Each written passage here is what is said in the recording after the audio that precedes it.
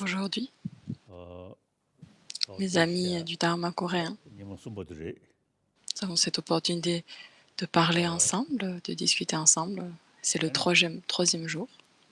Nous avons parlé le premier, le deuxième jour.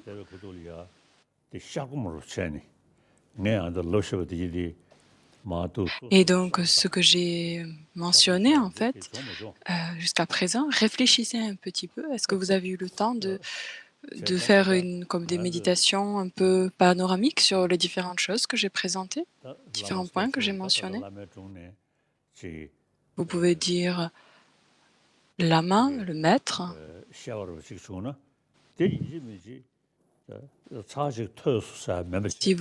ça vous semble, vous pensez que quelqu'un est votre maître, alors les différentes choses qu'il présente, qu'il mentionne, et de méditer sur les divers points, pas juste une fois, deux fois, mais vraiment chaque jour, de réfléchir encore et encore aux différents points mentionnés. Et de façon graduelle, on va pouvoir générer cette compréhension dérivée de l'écoute, et de plus en plus, en fait, on va pouvoir développer une certitude. Et au moment où nous avons réussi à générer cette certitude avec notre conscience, avec notre esprit, alors on arrive à l'associer et le lier à notre conscience. Et du coup, on peut vraiment créer une certaine transformation dans notre esprit. Donc, ce que nous avons entendu, il est important d'y réfléchir encore et encore, de lire les différents textes. Et ce que j'ai dit, et aussi ce qui est présenté dans les écrits. Et certaines choses que j'ai mentionnées, c'est possible qu'il y a différentes choses que n'existent pas dans les textes, mais la plupart sont déjà présentées dans les textes et sont expliquées de façon beaucoup plus extensive. Mais nous avons eu cette opportunité de se connecter avec le Dharma. Mais vraiment, la chose la plus importante, c'est de pouvoir transformer notre esprit. C'est le sens de cette rencontre, de fait d'être en contact avec le Dharma. Et de mon point de vue, le Lamrim, les étapes de la voie, depuis que je suis tout petit, j'ai écouté, j'ai eu les transmissions.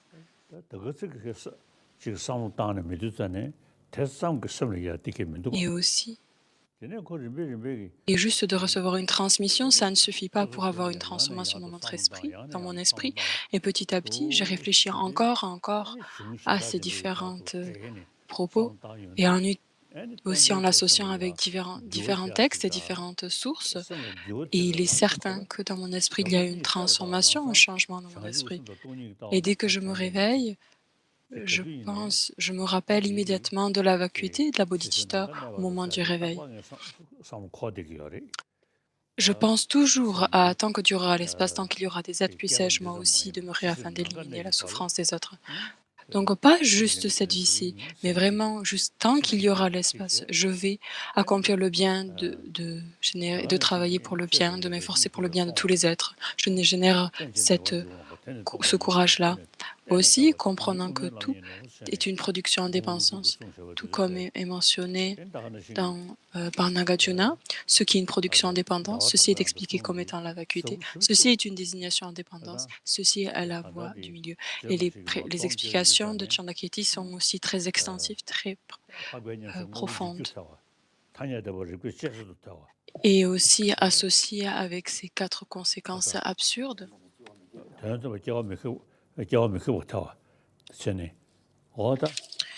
Par l'absorption méditative, destruction des entités, la vérité conventionnelle peut être supportée à l'analyse ultime, la naissance ne peut être réfutée au niveau ultime, les problèmes sont vides de soi et deviennent faux. Dès que je me réveille, quand je fais un petit tour, je pense au fait de phénomènes sans vie d'existence propre, tout comme Nagarjuna l'a présenté.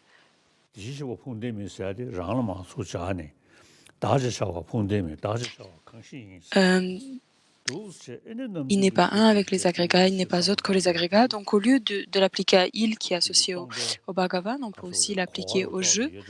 Le je n'est pas un avec les agrégats, je n'est pas autre que les agrégats. S'il n'y a pas les agrégats, le je n'est pas là non plus. Le je ne possède pas les agrégats, mais où est donc ce je?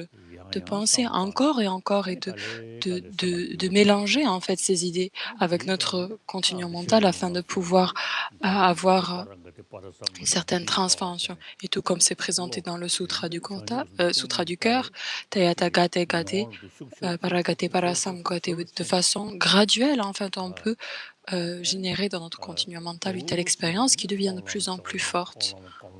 Ainsi, on passe les différents chemins, les chemins, le chemin d'accumulation, le chemin de la jonction, de la vision, de l'apprentissage et du non-apprentissage. Et il faut que ce soit pas juste quelques textes, quelques mots, mais que ce soit vraiment devienne une réelle expérience. Et la chose la plus importante, c'est de pouvoir transpenser notre esprit. Et pour que nous puissions transformer et changer notre esprit, la chose la plus importante, c'est de l'associer avec notre sagesse. Et la transformation se fait, et ça c'est lié principalement à l'habitude. L'habitude est dérivée de la sagesse. Le sutra du cœur,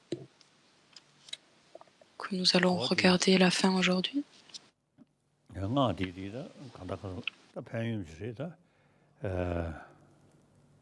Donc, on a déjà parlé du mantra.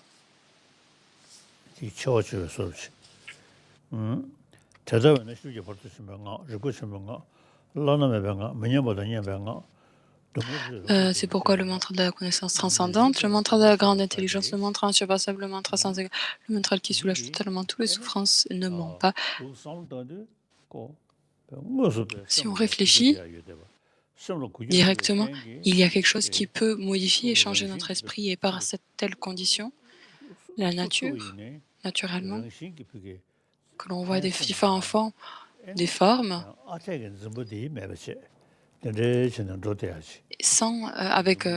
sans saisie intrinsèque, comme quoi l'objet existerait de façon son propre côté, et aussi dans cet état d'esprit qui veille à être bénéfique envers les autres. Avec l'intelligence, on comprend que les phénomènes sont vides d'existence propre et qu'ils sont vides d'existence telle qu'ils nous apparaissent. Ils sont vides d'une telle existence. En réfléchissant, en analysant, on voit directement que nous pouvons directement générer cette expérience. Et c'est pour ça que le mantra qui soulage totalement toutes les souffrances nous matin. Voici donc le mantra de la perfection de la sagesse transcendante. Tayata Gate Gate Paragate Palasam Gate Bodhisattva. J'avoue, c'est ainsi que le bodhisattva s'entraînera à la profonde connaissance transcendante. Tenechon, le bienheureux sortit alors de son samadhi et félicita le bodhisattva Mahasattva Avyavakutishvara. C'est bien, noble fils, c'est bien. Il en est ainsi. Il est en né comme tu viens de le montrer, c'est ainsi que pour la plus grande joie des Tathagata avec Prodati et la connaissance transcendante. Le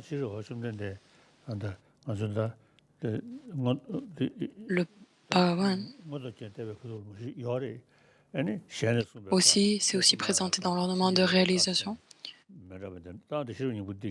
Donc les trois enseignements, donc l'enseignement qui est fait par la bénédiction, donc il y a la discussion entre Shariputra et Avalokiteshvara, qui est par le pouvoir de la bénédiction, au tout début du texte. Si on présente du point de vue historique, des enseignements qui sont séquentiels, qui émergent par la suite, des enseignements qui ont lieu dû à la bénédiction des Bouddhas, et ensuite les enseignements directement présentés par le Bouddha. Et là, c'est directement là, c'est le Bouddha qui parle directement. C'est bien, noble fils, c'est bien.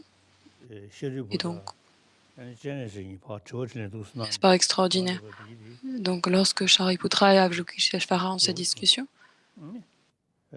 il est tellement heureux de voir cette discussion qui a lieu et se réjouissent alors. Après que le bienheureux eut ainsi parlé, le vénérable Sharipu, le bodhisattva Avalokiteshvara et tous ceux qui entouraient le monde avec les dieux, les humains, les demi-dieux, les Gandharvas se réjouirent et louèrent sincèrement ces paroles. Ici s'achève l'essence de la sublime connaissance transcendante.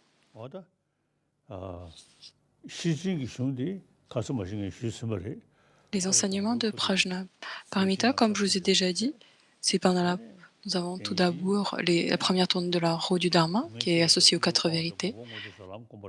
Connaît la souffrance, abandonne l'origine, matérialise la cessation et médite sur le chemin. Ça peut être aussi divisé en 3 avec la base, les conseils et le chemin. Ce que le Bouddha nous a dit, donc connaît la souffrance. Et aussi, cette souffrance n'existe pas. Il n'y a pas de souffrance, donc c'est pour ça que ça nous rend un petit peu mal à l'aise de dire il n'y a pas de souffrance, parce que cette souffrance existe par simple désignation, de façon nominale. Il n'y a aucune souffrance qui existerait de son propre côté, et ça c'est ce que le Bouddha a présenté lors de la deuxième tournée du Route du Dharma. Nous avons le Kangyur, tous les textes de Prajnaparamita et les sutras de Prajnaparamita, qui permettent de nous présenter et nous enseignent la vue très profonde de la vacuité. Les différents sutras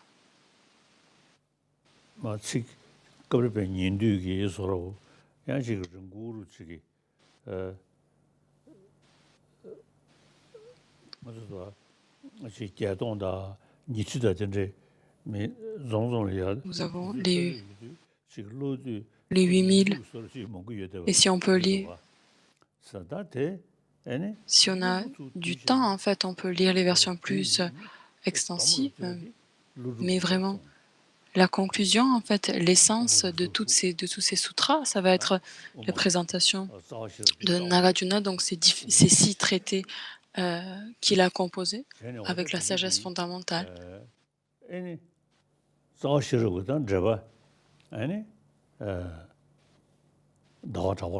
commentaire de la sagesse fondamentale, ça va être le commentaire de Dharmakirti, de Chandakirti, pardon, qui est vraiment extraordinaire, comprenant que aller au-delà de la rive et comprendre que les phénomènes sont complètement vides d'existence propre. Et ces présentations-là, ces expressions, c'est extraordinaire. On ne peut pas dire simplement que le Kagyu, le Kagyu sont très précieux parce que c'est simplement le Bouddha qui l'a dit. En fait, il faut se poser la question du sens qui est présenté dans ces textes. Et c'est ce que Nagarjuna et ses fils et ses disciples ont fait. Et ça, c'est vraiment impensable, tellement qui va au-delà du concept. Utilisant notre analyse et tous les divers philosophes au Tibet, grâce à Chantalakshita, qui est allé au Tibet au 8e siècle,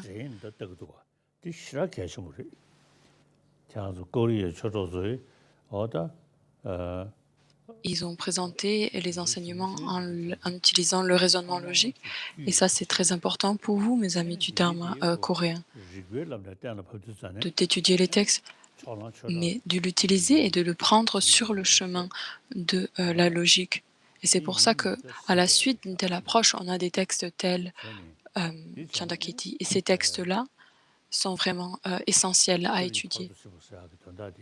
Donc, aller au-delà de la sagesse, parachever complètement de la sagesse, ça veut dire s'engager et être dans un chemin qui est associé à la logique, de pouvoir en fait établir les choses de façon sage et intelligente.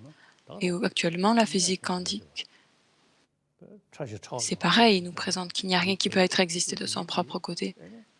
Même si nous arrivons aux particules les plus infimes, les plus petites, on divise les différentes parties.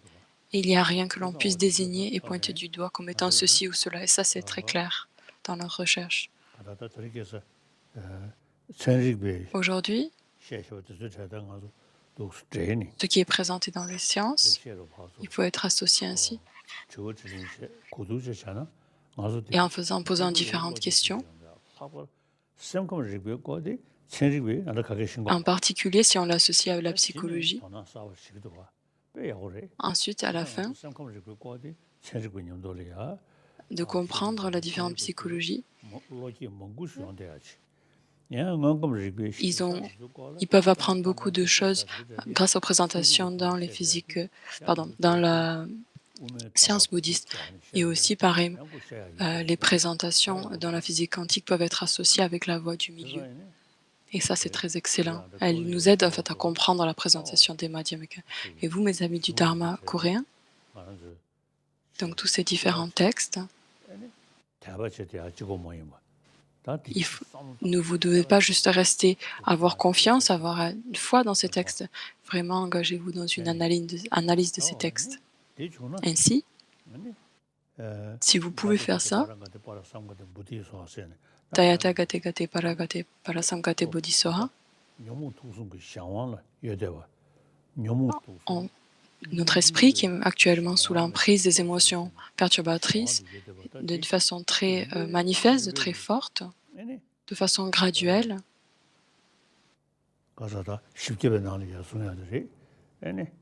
tout comme c'est présenté dans les 400 stances d'Aryadeva.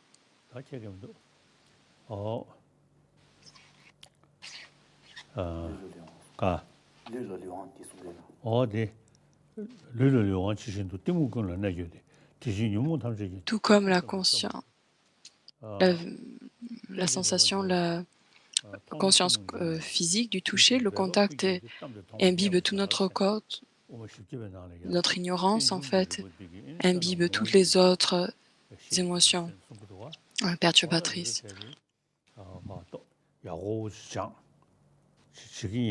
Si on peut étudier ces différentes présentations, aussi sa présentation de la production en dépendance, donc peu importe notre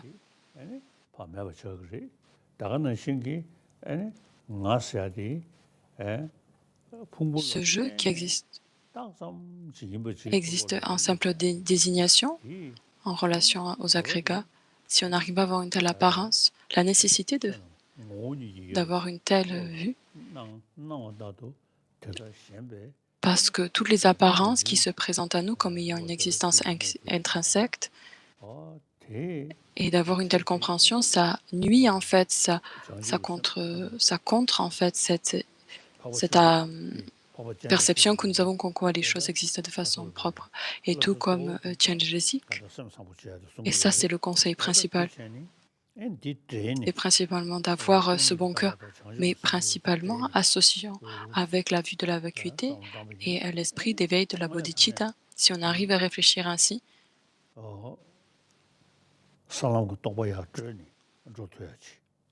afin de pouvoir générer les différentes réalisations associées au terre et au chemin, ces textes-là, et en entendant ces divers propos pendant la discussion entre Sharipu et Avalokiteshvara, se réjouit.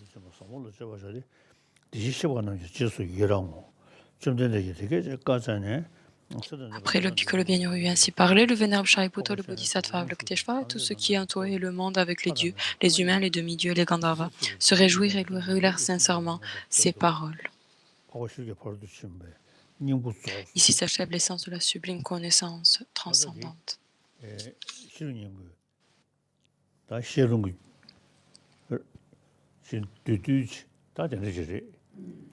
Donc ça, c'est une petite explication du Sutra du cœur.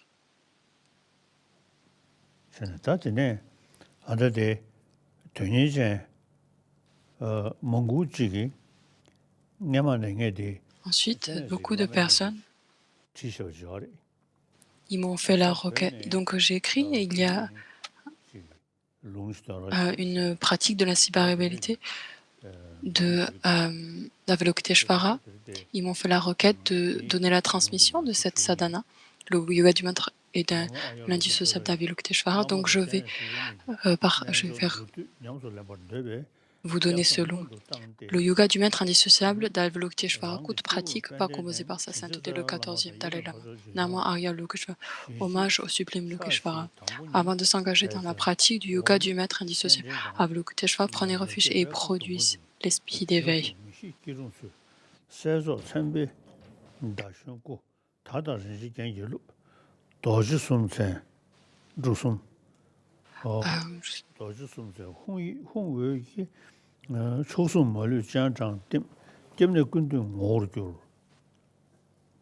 Au sommet de ma tête, sur un lotus et un disque de lune, est assis mon maître racine bienveillant, inséparable du sublime Avalokiteshvara, maître de l'univers.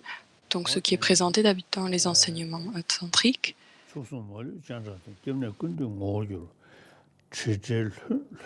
se transformer et devenir indissociable, devenir la nature de le maître. Donc là, au début, il y a la visualisation, ensuite il y a la prière en 7 branches.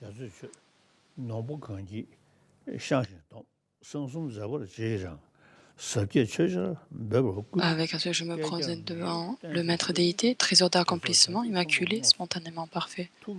L'offre des nuits d'offrande de Savatamatra. Je confesse toutes mes fautes et promets de m'en abstenir. Je me réjouis des actions de vos 3 secrets. Veuillez confier une pluie de dharma vaste et profond.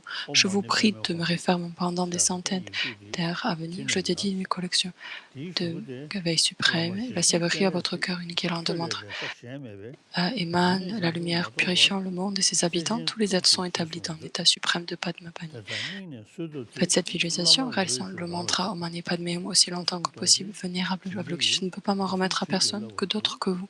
Dès maintenant jusqu'à l'éveil, avec votre esprit bienveillant guidez-moi. Par la force de ces prières sincères, le maître fond se dissout en vous. Des centaines de bénédictions de ces 3 secrets immuables consacrent mes corps, mon parole et mon esprit. Grâce à ces mérites, puisse-je rapidement atteindre l'état d'Avalokiteshvara au beau mener. Tous les êtres à cet état puissent ce précieux joie de Bodhicitta naître là où il n'est pas né, ne pas dégénérer là où il était né, mais s'accroître de plus en plus. Donc ça vous permet en fait. C'est quelque chose que j'ai composé il y a un petit moment et vous pouvez réciter quand vous récitez Om Mani Padme Hum. Donc là, je viens de vous transmettre cette sadhana. Comme je vous ai déjà dit, l'essence du dharma, c'est la vue de la vacuité et l'esprit de bodhicitta, la vue de la vacuité. Ça permet de détruire directement toutes ces émotions perturbatrices. Ensuite, afin de pouvoir éliminer différentes empreintes des émotions perturbatrices. Et il faut que ce soit associé avec la vue et cet esprit de bodhicitta, de pouvoir en fait associer la compassion avec la vue de la vacuité. Par exemple, comme je viens de vous dire, tous les jours, si on peut méditer sur la vue de la vacuité et la bodhicitta, et c'est ce que je fais. Mais ensuite, maintenant,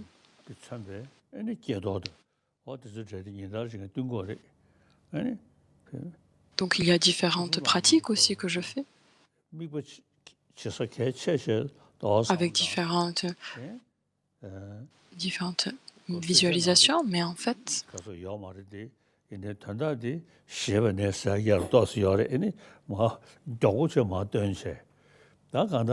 donc je récite ces différentes choses relativement vite, mais ce qui permet réellement de transformer mon esprit, ça va être à la vue de la vacuité et cet esprit de la bodhicitta.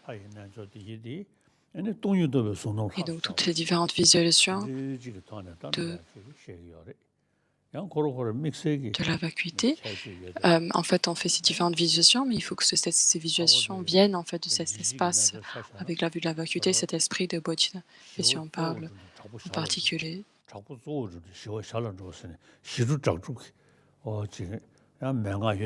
nous avons ces différentes déités qui sont associées,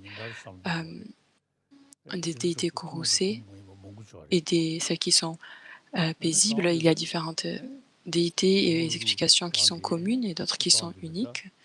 Par exemple, Nagarjuna, Nagarjuna, il s'engageait dans la pratique de yoga du monde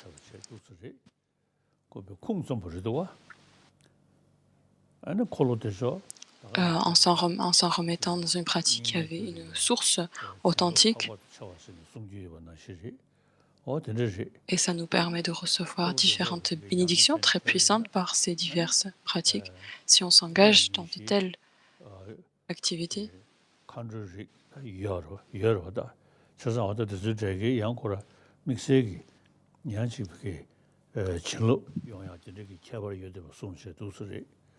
Il y a en effet donc le fait de faire ces différentes pratiques nous donne des bénédictions très particulières associées avec aussi des Daka et des Dakini.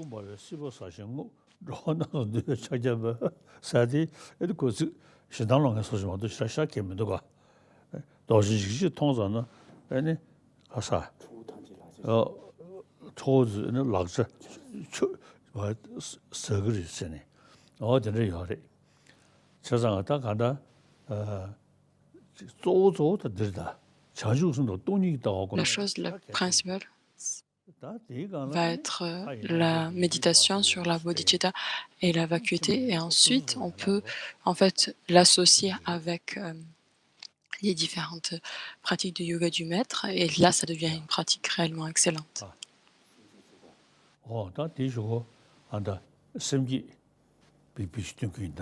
Nous allons prendre, nous allons faire les vœux de bodhisattva ensemble tous les jours, de pouvoir générer. Tous les jours, je prends les vœux de bodhisattva en générant l'esprit d'éveil, et donc vous aujourd'hui, pouvoir générer. Avant, devant vous, visualisez le Bouddha, Shakyamuni, autour de lui,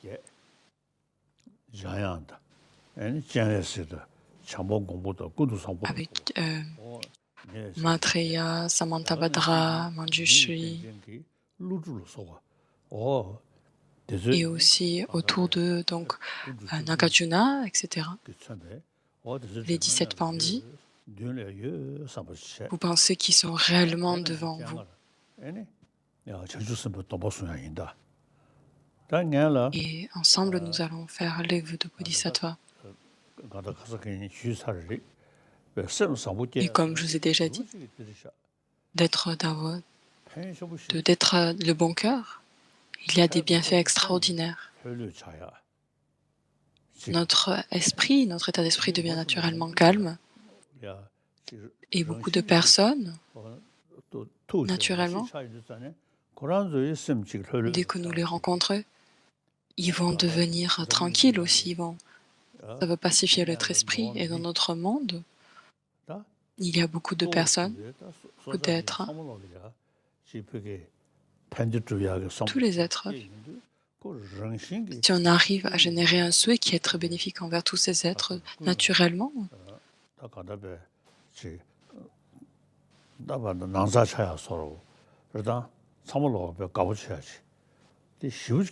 ils vont naturellement vous apprécier et être joyeux de vous voir.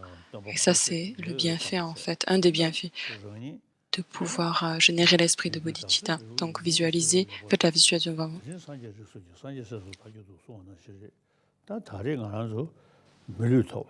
Aujourd'hui, nous avons obtenu une précieuse renaissance humaine. Nous avons rencontré les enseignements du mot Dharma.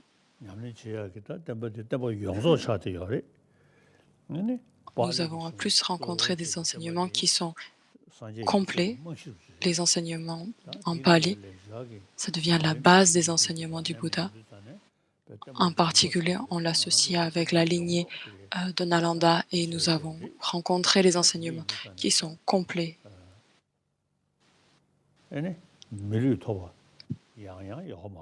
Ayant obtenu, nous n'avons pas à avoir une précieuse renaissance humaine encore et encore. Et de pouvoir l'obtenir encore, ça c'est difficile à dire. Et vu que nous avons, pendant cette période, nous avons un tel support disponible, pensez alors, je vais vraiment en extraire l'essence. Et ça va être l'esprit d'éveil, de bodhisattva d'aspiration et d'engagement.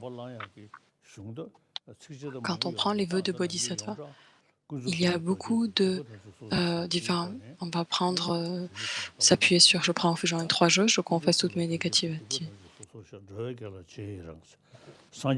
Je me réjouis dans les vertus des êtres errants. Je garde à l'esprit l'éveil des Bouddhas. Ça, c'est l'esprit de bodhicitta, d'aspiration. Je puissais-je obtenir l'état de Bouddha afin de pouvoir accomplir le bien de tous les êtres.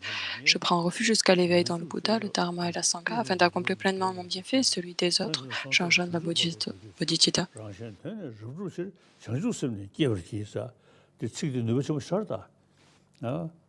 Ces paroles-là, sont vraiment extraordinaires. Donc, si on veut accomplir son propre bienfait, il faut que nous générons la bodhicitta et nous pouvons aussi accomplir le bienfait des autres. Il n'y a rien de suprême ou rien qui puisse accomplir cela, mis à part la bodhicitta. Quelque chose qui peut être bénéfique de vie en vie. Il n'y a rien de plus supérieur, de suprême à la méditation sur la bodhicitta. Il nous permet d'accumuler les mérites, de pouvoir purifier nos négativités, de pouvoir accomplir son propre bien, accomplir le bienfait des autres. Il n'y a rien qui soit supérieur à ça, mis à part la bodhicitta. Et en donnant naissance à cet esprit d'éveil, j'invite tous les êtres comme mes convives. Donc ainsi, en donnant un tel esprit d'éveil, j'invite, je me conduirai selon la merveilleuse conduite de l'éveil. Donc, tous les êtres, à tous les êtres, je vais les établir dans un état de béatitude. Et donc, toute la force que j'ai, toute l'énergie que je vais faire, je vais m'efforcer et aller dans la direction afin de pouvoir être bénéfique envers tous les êtres. C'est ça que je vais faire. Je me conduirai selon la merveilleuse conduite de l'éveil. Ça devient la bodhicitta d'engagement. Donc ensuite, ayant donné naissance et ayant développé ce souhait de s'efforcer pour le bien de tous les êtres et de pouvoir éliminer la souffrance et de pouvoir établir les êtres dans un état de bonheur, et tous ces êtres deviennent attrayants en fait, deviennent plaisants, et ça, on génère simplement ce souhait de pouvoir bénéfique envers tous les êtres. Et avant, nous avons généré l'esprit d'aspiration.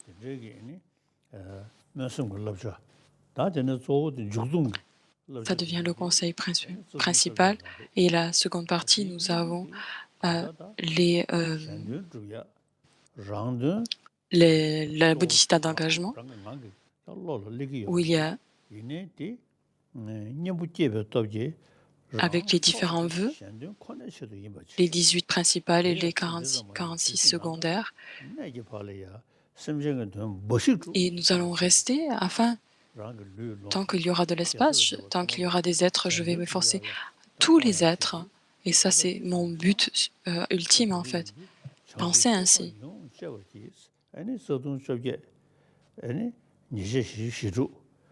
Donc, les 18 racines et les 46 secondaires, la chose principale, c'est pas juste pour soi en fait. Il faut que si nous avons en fait le souhait de pouvoir être bénéfique envers tous les autres.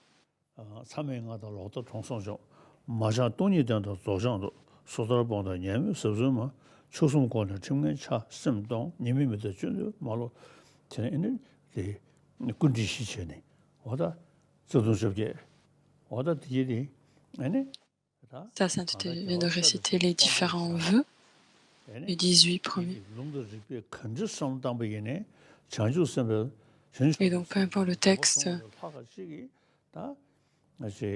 pensons qu'il n'y a rien qui puisse être suprême en cet esprit de Bodhicitta, afin de pouvoir accomplir.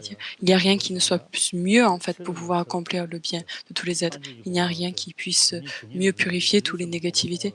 Il n'y a rien qui puisse nous rapprocher le plus possible à l'état d'éveil. Pensez ainsi. Puisse-je devenir un Bouddha pour le bien de tous les êtres. Ça, c'est les vœux de Bodhisattva. Tout d'abord, nous générons l'aspiration et ensuite l'esprit d'engagement. Donc, nous allons le faire ensemble maintenant, d'accord? et je les prends tous les jours. Je réfléchis à ces différents vœux de bodhisattva tous les jours. Alors, il y aura une récitation en français, ensuite je prends refuge dans les trois joyeux, je convoque toutes les négativités, je me réjouis dans les vertus des êtres errants et je garde à l'esprit l'éveil des Bouddhas. Je prends refuge jusqu'à l'éveil dans le Bouddha, le Dharma et la Sangha, afin d'accomplir pleinement mon bienfait et celui des autres. J'engendre la bodhicitta, ayant donné naissance à cet esprit d'éveil suprême. J'invite tous les êtres comme mes conviés. Je me conduirai selon la merveilleuse conduite de l'éveil. Puissais-je devenir un Bouddha pour le bien de tous les êtres. Donc ça, c'était la première récitation. La deuxième, en tibétain avec sa sainteté, réfléchissez bien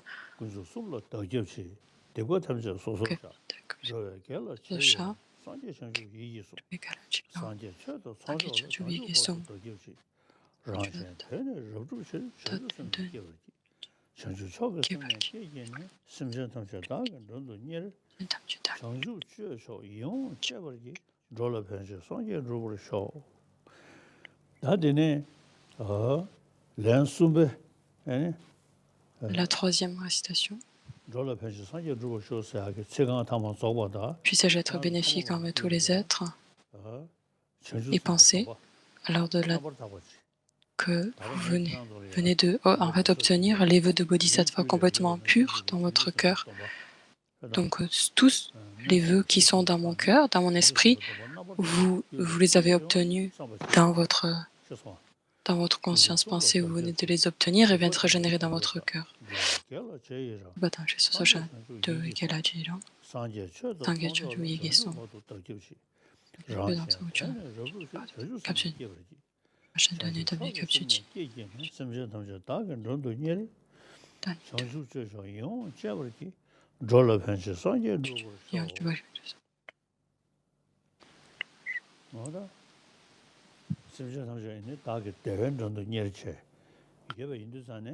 Donc tout de pouvoir s'efforcer pour le bien de tous les êtres, tout comme c'est présenté dans le Bodhisattva Vatara. Et tous les êtres se réjouissent en fait de pouvoir voir rien ne peut vous nuire, aucun esprit, aucun esprit négatif, puis, comment dire, d'être négatif ne peut vous nuire en ayant un tel esprit d'éveil. Il n'y a aucune condition qui peut être nuisible pour vous. Et d'un côté, si on réfléchit, les enseignements tantriques, il y a beaucoup d'obstacles. Et si on médite sur les différents mandalas de protection, donc oui, ça dépend des personnes, ça dépend des dispositions de la personne. Mais si on pense d'une façon plus générale, en fait, cet esprit-là, et chaque en fait enseignement pratique va s'appliquer en fait à chacun des disciples. Mais si on souhaite en fait générer cet esprit d'éveil afin de pouvoir s'efforcer pour le bien de tous les êtres, en pouvoir d'être bénéfique envers tous les êtres et se penser je vais m'engager dans une telle conduite. Ça c'est vraiment extraordinaire. Donc ça c'est les vœux de Bodhisattva. Voilà. Maintenant, tous les jours, je réfléchis à ces vœux tous les jours et ensuite les différentes pratiques les pratiques yoga du maître, etc. sont aussi importantes, mais aussi principalement ces méditations-là sur la bodhicitta, la vacuité. Voilà, nous avons fini les vœux de Bodhisattva. Maintenant, question-réponse. Votre sainteté, merci beaucoup d'avoir partagé votre sagesse au fil de ces 3 derniers jours. Donc, notre dernier jour, nous avons 5 questions. La première question.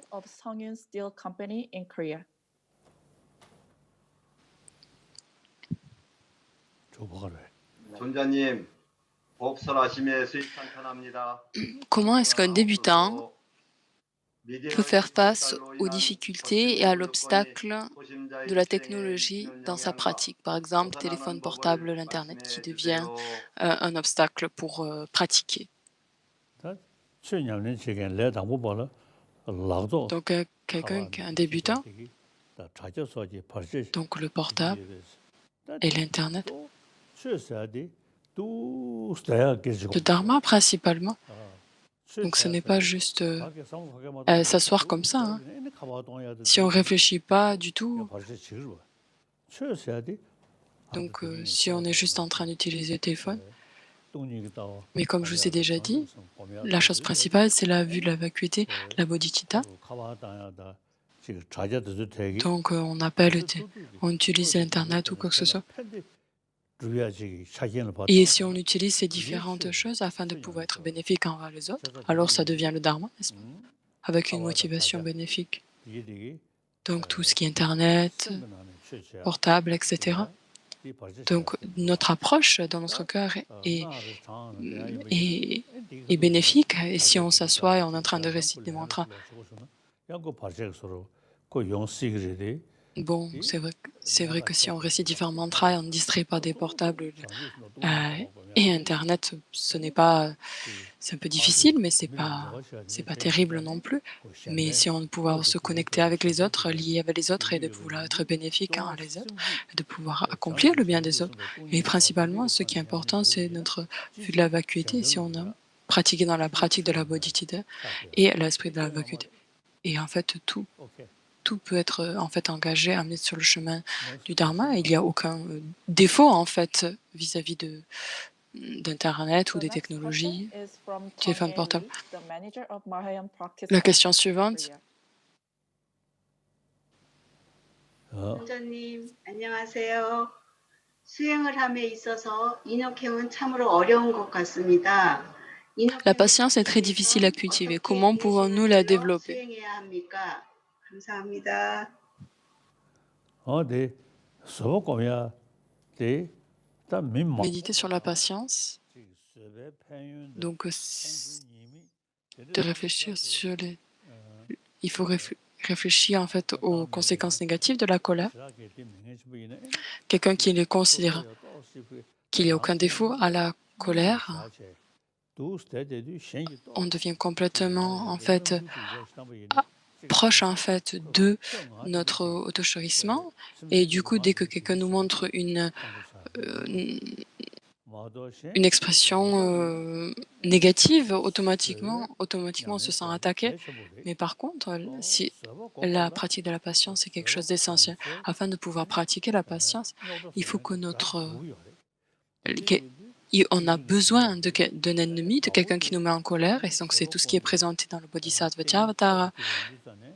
Notre ennemi, ça devient en fait comment dire, le support, le meilleur support pour pratiquer la patience, alors ça devient notre maître spirituel. Il nous offre en fait cette opportunité, les conditions pour développer et cultiver la patience. Quelqu'un qui est vraiment gentil, en fait, quelqu'un qui nous proche, et c'est très difficile en fait de développer patience. Mais quelqu'un qui nous embête, qui nous nuit en fait, nous donne cette capacité, cette opportunité de pratiquer la patience. Et ça, la personne, il faut penser réellement que quelle bonté, mon ennemi est si bienveillant et bon. Et si on n'est pas habitué, bien sûr, c'est difficile. Donc, peu importe, ça c'est pareil pour tout ce qu'on apprend. Hein. Si après, en ayant appris pendant 10, 20 ans, ensuite ça devient facile, n'est-ce pas? Mais pendant notre première classe, notre premier niveau d'études, c'est très difficile de comprendre les sujets, de les cerner complètement. Et du coup, on a besoin de ces différents professeurs qui nous montrent la route à l'apprentissage. Mais si on réfléchit correctement aux différentes conséquences négatives à la colère, et le texte de Bodhisattva Charvatara est suprême en fait dans le 6e chapitre et le 8e chapitre. Et donc si vous pouvez les étudier, les lire encore et encore, afin de pouvoir développer et pratiquer la patience, ils sont d'une force extraordinaire. Dans l'entrée dans la voie du milliard, 어, Aussi, il y a une très bonne présentation 저는 공주이는 미두수 associée à la présentation de la bodhidharma. 시도스미 시베 남주 초시 가서 된다 세 아니 쇼데 세ven 제신 겨우 담벌로 아니 Et l'être qui arrive à établir la patience devient vraiment sage. Les différents bienfaits de la patience, les conséquences négatives de la colère, ils sont présents dans de nombreux textes et ils sont d'une force extraordinaire. La patience, les bienfaits de la patience et les conséquences négatives de la colère, ce n'est pas si difficile que ça. Hein? Ensuite, question suivante. The third question will be provided by Jiyong S님, the abbot of Bogangsa Temple. 달라이라마 존자님의 자비하신 가르침에 Comment pouvons-nous faire face aux difficultés de longue durée liées à la situation de la pandémie Covid? 코로나바이러스가 길어지고 있는 상황에서 육신의 병은 물론이거니와 내면의 병 또한 깊어지고 있는 상황입니다. 이러한 인내의 시간 속에서 어떠한 가르침에 의지해서 극복해 나아가야 하는지에 대해 말씀해 주시면 감사하겠습니다. 다들 안다내염 Effectivement, cette pandémie aux États-Unis, c'est vraiment très répandu aux États-Unis. Aux États-Unis, en Inde, en Chine, au Japon, en Corée. Donc il y a vraiment l'esprit qui peut devenir beaucoup de personnes qui ont très peur et leur esprit devient assez restreint et très limité, mais si on peut en fait élargir notre état d'esprit, on pensait que notre corps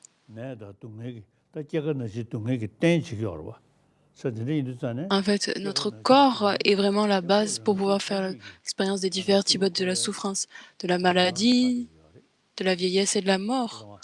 Et ça, c'est vraiment la nature de notre corps, de faire l'expérience de ces divers types de souffrance. Donc, peu importe, quand il y a ces pandémies qui arrivent, si on regarde directement, on pense que c'est associé, très connecté avec notre comportement, notre mode de vie.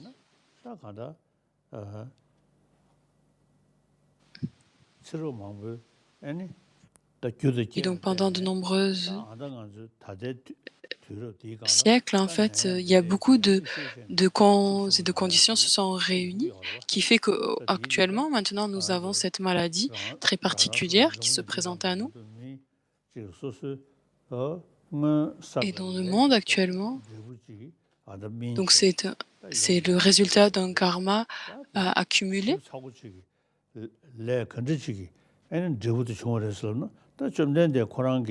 Et donc pouvoir se dire quelle est la cause spécifique, le Bouddha lui-même,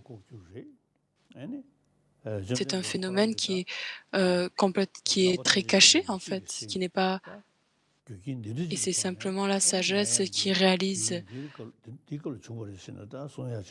qui a l'omniscience, qui peut nous dire spécifiquement que la cause ce serait ceci, mais pour nous c'est très difficile de pouvoir déterminer clairement la cause spécifique. Mais cette pandémie, le fait qu'il y ait une telle pandémie, c'est parce que nous avons la base de ces agrégats qui peuvent souffrir. Et en plus, donc, nous avons accumulé ces karmas négatifs qui sont en train de mûrir sous forme de souffrance. Donc, des activités qui n'ont pas été pures.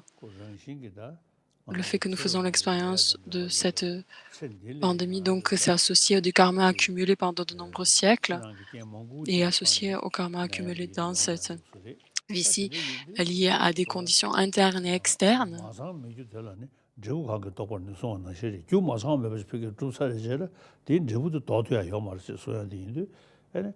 Donc dès que les conditions sont réunies, on ne peut pas stopper, on ne peut pas arrêter le fait que le fruit mûrisse. Le fruit est déjà mûri, donc de juste rester triste et de se lamenter, ça ne sert pas à grand-chose. Si on peut en fait avoir une approche un peu plus vaste, de comprendre que l'on peut prendre la souffrance volontairement sur le chemin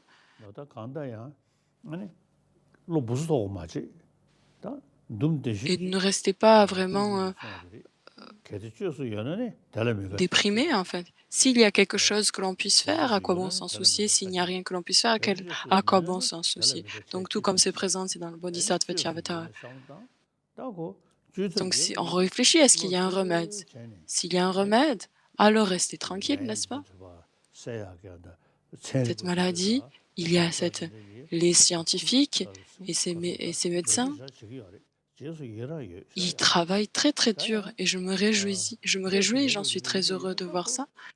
Et s'il y a un remède, alors, s'il n'y a aucun remède, alors c'est le mûrissement d'un karma général.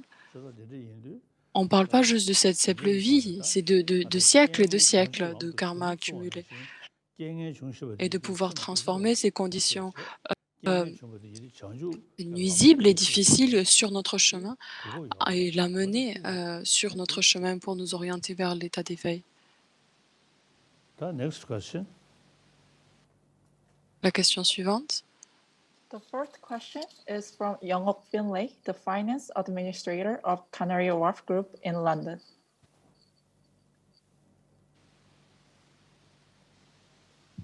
우선 저희들에게 전자님 법문을 있게 해주신 여러분들께 감사드립니다. 저희 질문은 진정한 보살행을 행하기 위해 집착 없이 평등심을 내고 싶습니다. Je m'efforce de cultiver la bodhicitta et j'ai plus ou moins réussi à réduire l'attachement aux objets matériels, mais je le trouve difficile de cultiver un état d'esprit équanime entre mes enfants et tous les autres enfants. Comment puis-je faire cela? 챙길 수가 있을까요? 다들 가다이네 심지어 탐지해야지. 당한저한테 Quand on parle de tous les êtres, quelqu'un qui accepte l'idée d'un Dieu créateur, tout le monde, on pense que c'est le Dieu créateur qui nous a tous créés.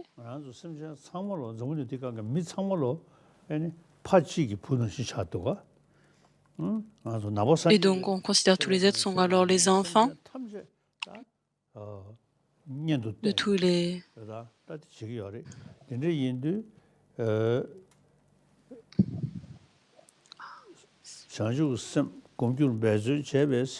La bodhicitta, quand on s'efforce de s'engager dans une telle habitude, de pouvoir tous les enfants...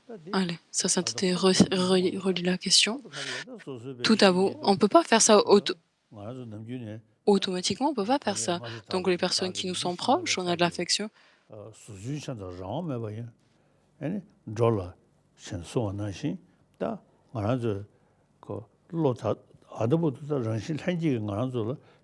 Jusqu'à maintenant, nous avons naturellement, nous sommes habitués au chérissement de soi, aux émotions perturbatrices.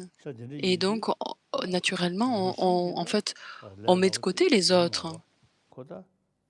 Et naturellement, de pouvoir avoir cette attitude qui chérit autrui, c'est très difficile. Donc, il faut que nous réfléchissions, il faut que nous méditons sur le Bodhisattva Charvatara. Quels sont les défauts, en fait, de chérissement de soi? Quels sont les défauts? Quelles sont les qualités du chérissement d'autrui? Et en réfléchissant encore et encore, et naturellement, en fait, le fait que notre esprit, l'état d'esprit qui ne soit pas équanime, petit à petit, deviendra équilibré. La question suivante. Our last question will be asked by Amy from BTN, Buddhist Television Network in Korea. Les scientifiques nous ont prévenus que c'est... And I'd like to pose the final question from BTN from Korea. You kind of already went over it, but Vous avez déjà un petit peu répondu à cette question. Nous aimerions entendre un peu plus.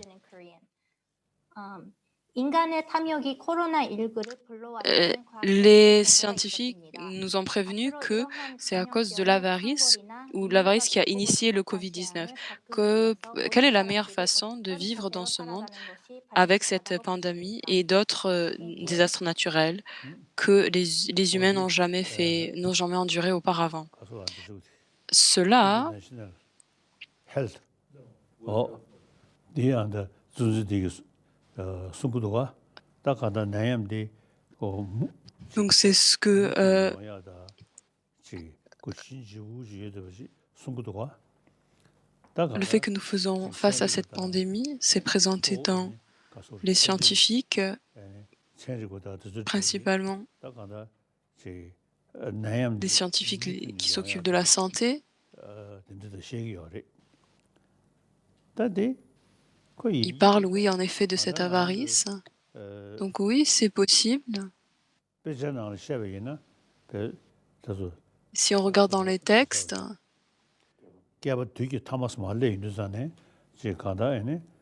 donc vu que nous arrivons à la fin d'une certaine ère, nous avons l'ère liée à la maladie, à la guerre, à la maladie, à la mort. Donc de façon graduelle, le monde est en train de se dissoudre. Et de façon graduelle, c'est ce qui est en train de se produire, et ça c'est la nature du phénomène. Et lorsque nous sommes en vie, il faut que nous utilisions notre cerveau, comme c'est ce que je vous ai dit qu'à présent, de vie en vie, de quelque chose qui peut être bénéfique encore et encore, et de ne pas rester totalement attaché à ce corps. Si on réfléchit juste à notre corps, au bienfait, à la santé de notre corps, c'est assez limité. Et c'est pour ça que je dis ça d'habitude. Tant qu'il y aura d'espace, tant qu'il y aura des êtres, puissais-je moi aussi endurer afin de pouvoir éliminer la souffrance de la mort. Et de pouvoir, je venais méditer sur un tel état d'esprit qui est très vaste. Donc peu importe les différentes pandémies, en fait, on peut se dire, oh, c'est vraiment mis en perspective finalement. La chose principale, c'est en fait notre approche et notre façon de le percevoir. Si on réfléchit simplement à cette pandémie et du coup on a très peur, alors notre esprit devient très malheureux. Et si notre esprit est très triste, alors notre corps, les éléments dans notre corps deviennent déséquilibrés et on a plus de chances de tomber malade. Donc restez tranquille. Donc pendant cette période de pandémie, donc les différents scientifiques, les docteurs travaillent très dur et il faut se réjouir de cela. Et à la fin, et s'il y a quelque chose qu'on ne peut rien faire, on ne peut pas contrer cette maladie, alors juste de se soucier, d'avoir peur, ça c'est la nature du phénomène, c'est comme ça. Donc quand quelque chose qui naît cesse, nous avons les différents types de souffrance, de la vieillesse, de la maladie et de la mort. Quand on est petit,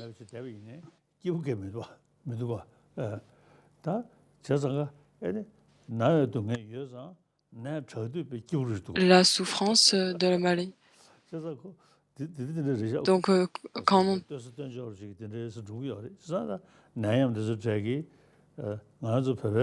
Les maladies, en fait,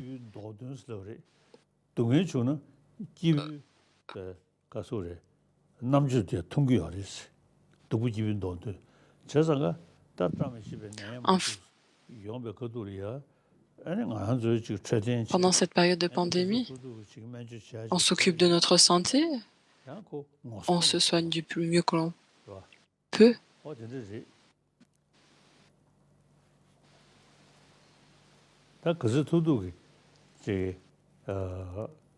Efforcez-vous le plus possible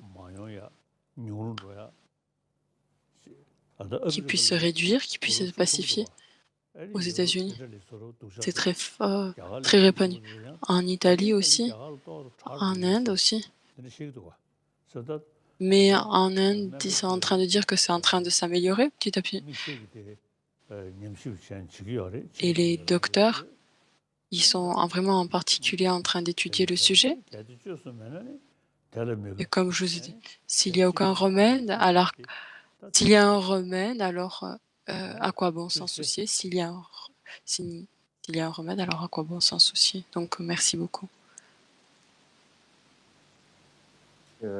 전자님 말씀 너무나 감사합니다. 한국 불자들과 국민들께서 많은 위로를 받고 감동스럽게 많은 분들이 잘 들어주셨습니다. 저희를 위해서 힘이 쓰신데도 Merci 힘드신데도 beaucoup, Votre Sainteté. De nombreux bouddhistes et des Coréens ont été touchés par votre enseignement. Nous vous remercions sincèrement 코로나 때문에 pour les enseignements que nous avez donnés pendant cette période 뵙고, difficile. Même si c'est par le biais 그걸 들을 d'Internet, 수 nous 있어서 sommes 너무나 heureux de vous rencontrer et d'écouter 행복합니다. vos enseignements. 오랫동안 Nous espérons vous 저희 voir 곁에 souvent. 계셔서 Restez en bonne santé et je ferai d'autres requêtes pour que vous puissiez nous enseigner à nouveau. Merci beaucoup. 코로나 때문에라도 비대면으로라도 좀 이렇게 자주 뵀으면 합니다. 그리고 건강하시고 또 다음에 법문 요청드리도록 그렇게 하겠습니다. 고맙습니다. 감사합니다. 어야. 다 거리 서로 아도다 로몽구 치머리 Les amis du Dharma coréen. Donc il y avait beaucoup de nombreuses années que nous connaissons.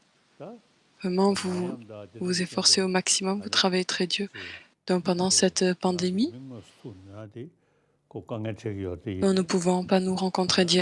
C'est difficile de se voir directement, mais de pouvoir transformer son esprit et de pouvoir accomplir le bonheur. Alors par Internet, comme nous vous avons fait, en fait, de discuter, d'avoir cet échange ensemble, on peut continuer à faire cela. Vous avez compris? Et vraiment rester tranquille. Et dans le futur, nous pouvons faire à nouveau par Internet, c'est sûr, et vraiment rester tranquille. Merci beaucoup. 대다 꾸지 쳐서 다로진 개원대다 주수시베 개원 탐제 영어 가나 쳐도 다게게 자원 되게 이제 상부 주셔도 뭐지 어야 투시 Merci beaucoup.